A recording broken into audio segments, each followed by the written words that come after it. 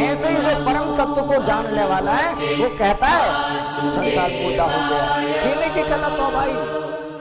ओम नमो भगवते वासुदेवाय। ओम नमो भगवते वासुदेवाय। ओम नमो भगवते वासुदेवाय।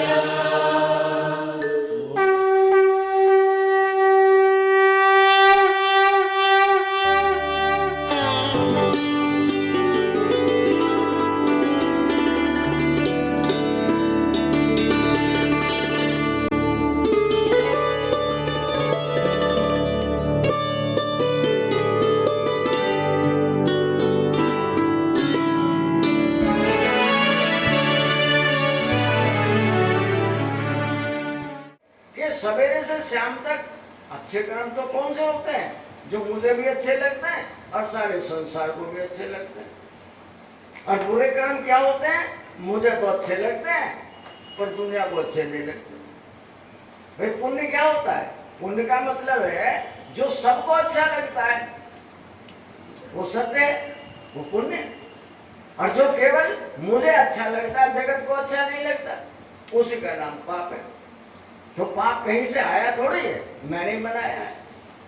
तो भगवान कृष्ण अर्जुन से कहते हैं, अर्जुन शुभाशुभ फलैरेवं मोक्ष से कर्म बंधनैः संन्यास योग युक्त आत्मा विमुक्त मामुपेक्षसि।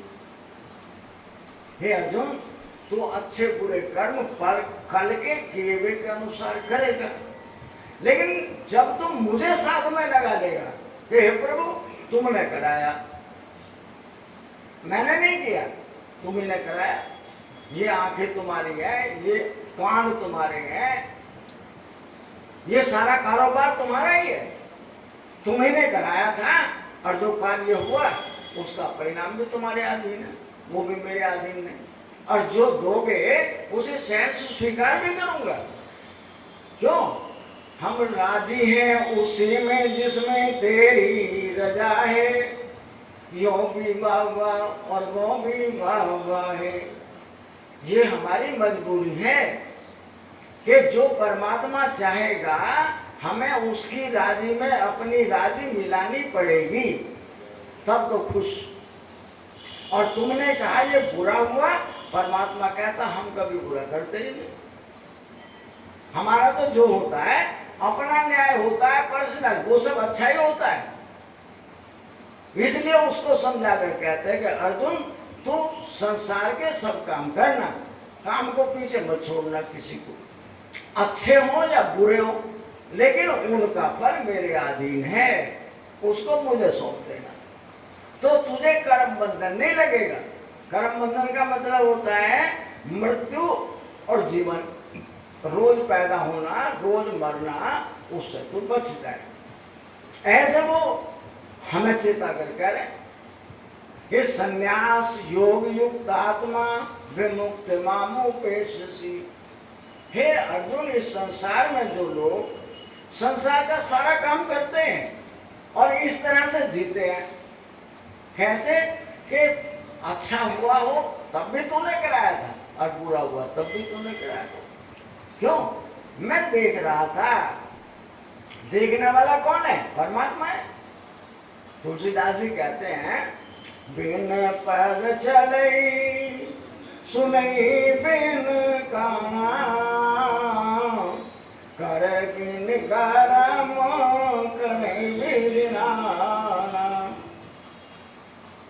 वो भगवान राम के लिए कहते हैं कि देखो वो परमात्मा है जो सर्वव्यापक है, सब में है, सबका अपना है, उसका कोई पैर नहीं, वो चलता है, उसके कोई हाथ नहीं और सारी दुनिया का कारोबार करता है, उसके कान नहीं, सबसे पहले वो ही सुनता है।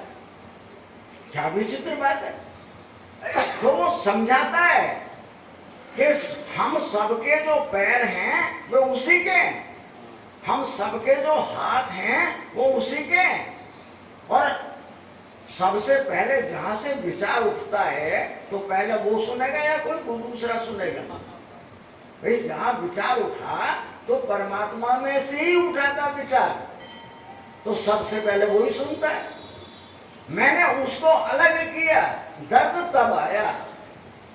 अगर मैं उसे अपने सामने रखता तो दर्द तो पहले भाग गया होता। माँ से सारी बीमारी डरती है, जब माँ सामने होती है तो कोई भी दर्द हो, चिंता हो, कलेश हो, बालक को कोई दर्द नहीं, वो तो खुशी से सब काम करता है। माँ को हटा के बैठाया मंदिर में तो दर्द मुझे दे रहे, कह रहे राम तो मारा गए, अब तो मरता जीता नहीं आता। तो भगवान कृष्ण अर्जुन के माध्यम से हमें समझाते हैं, जो संसार में अपने अच्छे बुरे कर्मों के परिणाम को मुझे सौंप देता है, उसको संसार में आवागमन मिट जाता है। उसको संसार के जितने दुख हैं, दर्द हैं, चिंता, कलेश हैं, वे सब समाप्त हो जाते हैं। और क्या रह जाता है? संन्यास योग युक्त आत्मा। वो व्यक्ति सन्यासी और योगी है जो व्यक्ति इस संसार में इस तरह से जीता है। कपड़े रंगने से, संसार छोड़कर चले जाने से कोई व्यक्ति सन्यासी नहीं हो सकता। क्यों? उसकी कामनाएं, उसकी इच्छाएं, उसकी वासनाएं अभी भी इस संसार को भोगने। यहां से गए भाई मेरे तो छूटे थे और दूसरे मेरे मिल गए। वे कह रहे हैं यार अकेले यहाँ पढ़ने से क्या, आश्रम बनाओ ना, हम भी तुम्हारे साथ हैं। यहाँ घर बना के छोड़ के गए, बालकों को छोड़ के गए, वहां आश्रम सब बन गए।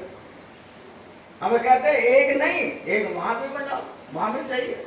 एक नहीं, दो दो, तीन तीन, चार चार आश्रम बन गए। सारी जिंदगी पत्थर ढोते ढोते मर गए। क्या मिला हमें? और जो संत होता है वो कहता है जितनी भी माया है, हमारे यहाँ एक संत हुए ऋषिकेश में, गीता भवन, श्री राम सुखदास जी, क्या बढ़िया संत है। वो कहते हैं मैं इसको हाथ नहीं लगाता लक्ष्मी को, यही तो सारे दुर्गुणों का घर है, एक लक्ष्मी और एक स्त्री, ये दो हैं जो आदमी को इस माया नगरी में नचाती हैं। इसलिए वो लक्ष्मी को कहते हैं भाई मेरे पास दूर, अपने पास रखो। गुरु जी आप हमारे यहाँ चलेंगे? हाँ चलेंगे। यहां से लेकर जाओगे, यही छोड़ कर जाओगे। भाई रहना, खाना, पीना, आना जाना वो सब तुम्हारा है, मुझे क्या करना है। और महाराज जी राजस्थान के थे, बीकानेर के आसपास के, तो वहां के लोग उन्हें ले जाते थे, वो सारे राजस्थान को एक उपदेश दे गए। मैं राजस्थान में 4 जगह पढ़ जाता हूँ कि राजस्थान के लोगों को एक उपदेश दे गए कि जब भी कोई कार्य शुरू करो बिना राम के मंदिर में दर्शन किए मत ना करना। ये सब लोग जाते हैं पहले मंदिर में मत्था टेकने, और उनके हर मंदिर पे बाहर पैड़ी बनी हुई है।